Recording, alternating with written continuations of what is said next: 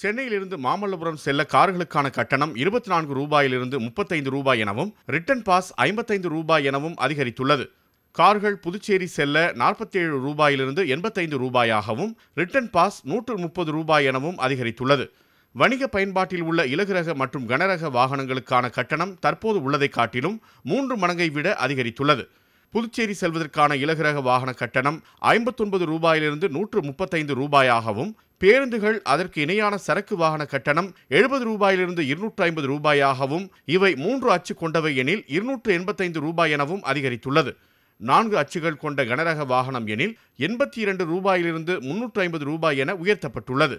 உள்ளூர் வாசிகளுக்கான நாள் மற்றும் மாதாந்திர கட்டணமும் வெகுவாக அதிகரித்துள்ளது. சாலை விரிவாக்கம் மற்றும் புதிய பாலம் கட்டியதை காரணம் காட்டி இந்த கட்டணம் உயர்த்தப்பட்டுள்ளதாக கூறப்படுகிறது.